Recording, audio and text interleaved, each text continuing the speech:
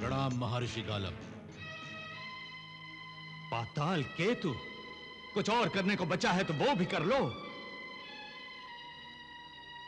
क्या सोचकर तुमने यज्ञ विध्वंस किए?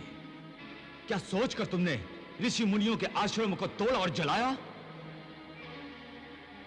क्या तुम ऋषि मुनियों की तपस्या को रोक दोगे? उनकी आस्था को समाप्त कर दोगे? सृष्टि के कल्याण से उन्हें विमुख कर दोगे तुम? शांत ऋषिवर शांत। जिस पाताल केतु ने यह सब किया है वो एक निराश प्रेमी था। आज जो पाताल केतु आपके सामने खड़ा है वो एक विजयी दैत्यराज है, जिसने अपने बल और बुद्धि से न केवल अपना प्यार जीता है बल्कि आपके शाप को भी व्यर्थ कर दिया है। हां महर्षि, असफल कर दिया है मैंने आपके अर्जित तपोबल के फल को। मदालसा अपनी इच्छा से मेरे साथ विवाह करने के लिए मान गई है। क्या? और हमारा विवाह संपन्न होगा आपके हाथों। अब तो आप इस विवाह का पौरोहित्य करेंगे ना?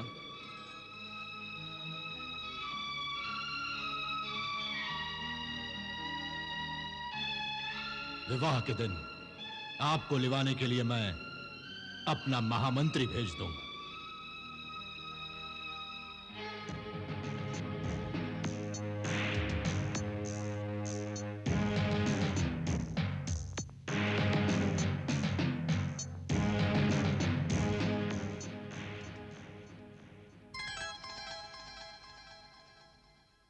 ये कैसे संभव है प्रभु कि मदालसा ने अपनी स्वीकृति दे दी पाताल केतु को? हे भगवान दत्तात्रेय, ये मेरी समझ से परे है। क्या अधर्म विजयी होगा? क्या न्याय, अनीति, अनाचार राज्य करेंगे सृष्टि पर? क्या सत्य का अस्तित्व समाप्त हो जाएगा? ऐसा होगा योगेश्वर तो साक्षात भगवान का नाम संकट में आ जाएगा। मुझे कुछ सुझाई नहीं देता प्रभु। मेरा मार्गदर्शन कीजिए प्रभु, मेरा मार्गदर्शन कीजिए प्रभु।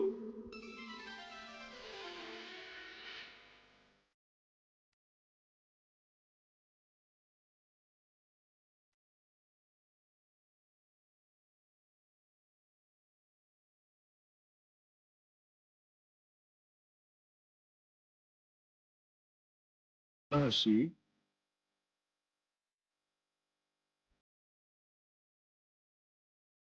सत्य तो साक्षात परब्रह्म परमात्मा का रूप है।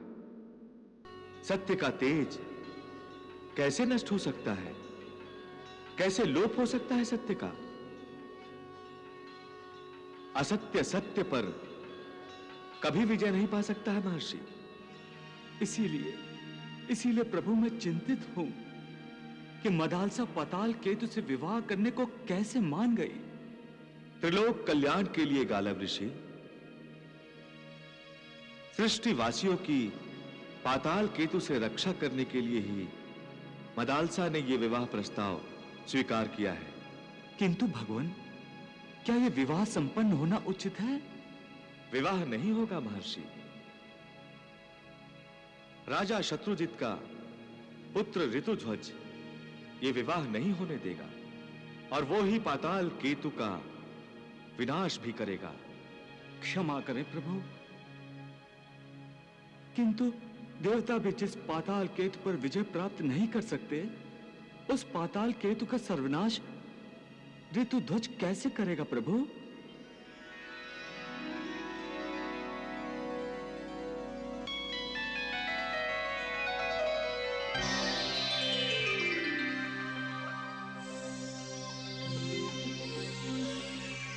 महर्षि गालब, ये कुवलाश्व दैवी घोड़ा है।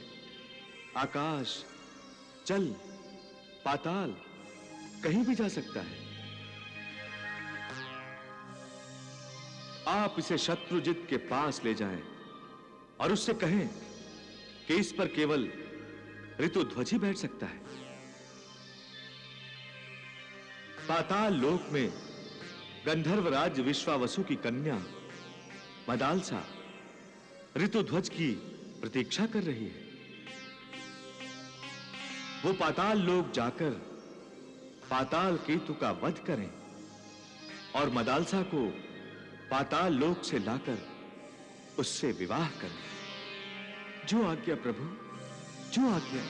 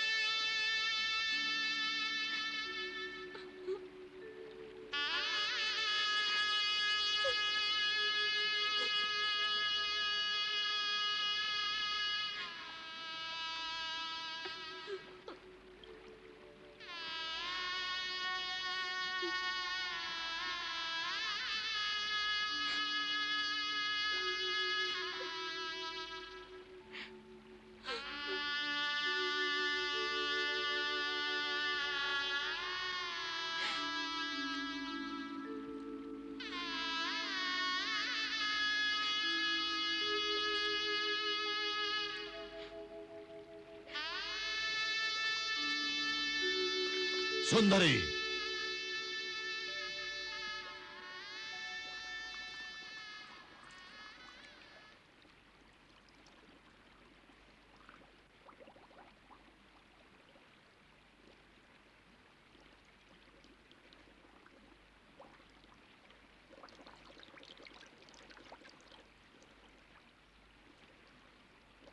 ऐसा क्यों है सुंदरी?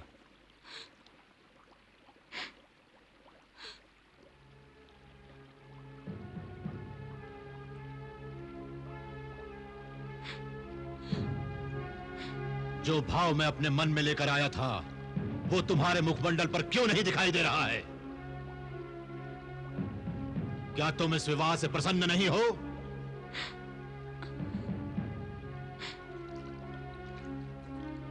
प्रसन्न हूं दैत्यराज। तो प्रसन्नता अपने मुख पर लाओ मदालसा। पाताल लोकवासियों और इस भवन के दास दासियों को यह पता नहीं चलना चाहिए कि तुम ये विवाह अपनी इच्छा के विरुद्ध कर रही हो।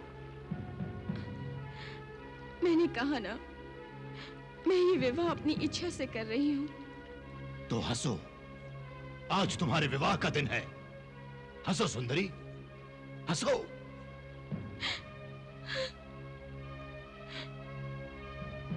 हंसो सुंदरी, मैं कहता हूं हंसो, हंसो। आज तुम्हारे विवाह का दिन है। मैं कहता हूं हंसो सुंदरी।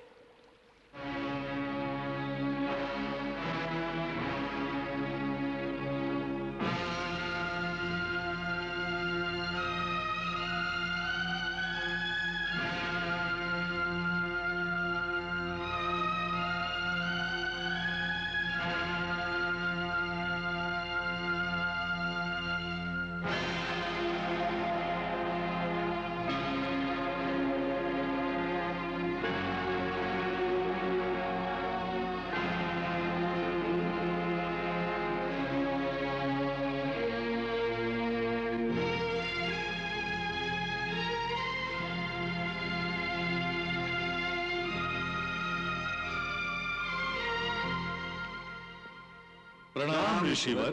विजयी भव। राजन, ये कुविल्याश्व है।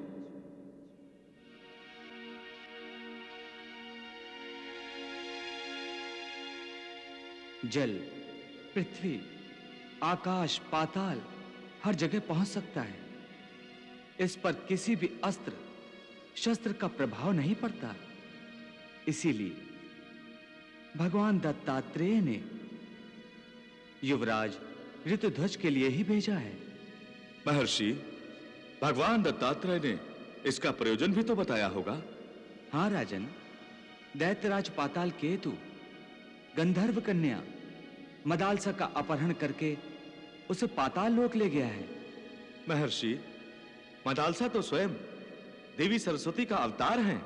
इसीलिए मदालसा को पाताल केतु के कारावास से निकालने के लिए युवराज ऋतुध्वज को इसी अश्व पर बैठकर पाताल लोक जाना होगा और त्रिलोक को पाताल केतु के अन्याय अत्याचार से मुक्ति दिलाने के लिए दैत्यराज का वध करना होगा।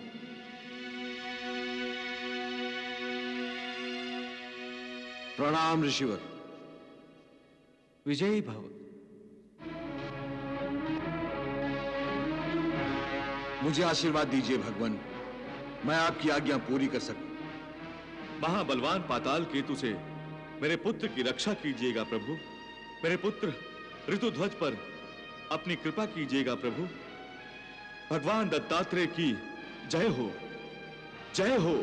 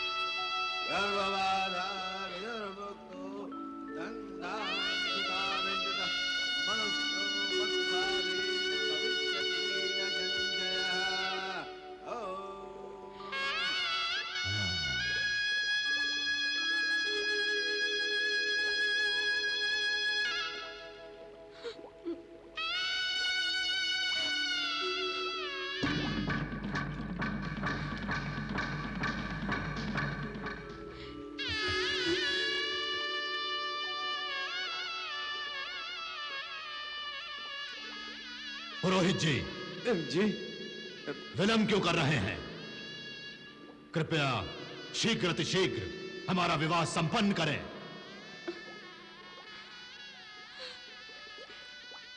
भगवान दत्तात्रेय, मुझे विश्वास है आप मेरी रक्षा अवश्य करेंगे।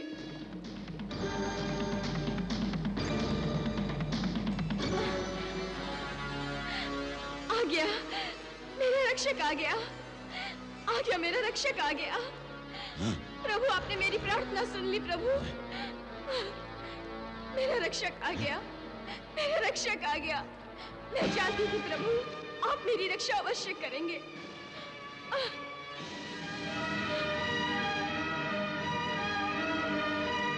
आ गया मेरा रक्षक, आ गया। मैं तुमसे घृणा करती हूँ, मैं तुमसे विवाह नहीं करूंगी। उस आगंतुक को पकड़ो और उसका वध कर दो।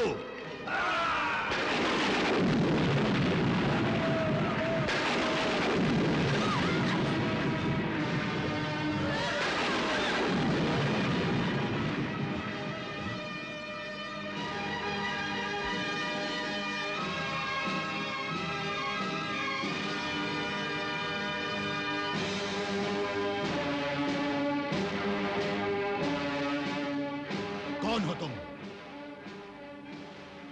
ये पातालपुरी मेरी माया से पूरी तरह सुरक्षित है, फिर तुम यहां कैसे पहुंचे? यदि जीवित रहना चाहते हो तो यहां से लौट जाओ। लौटूंगा अवश्य, और लौटूंगा भी जीवित ही, किंतु तुम्हें जीवन रहित करके।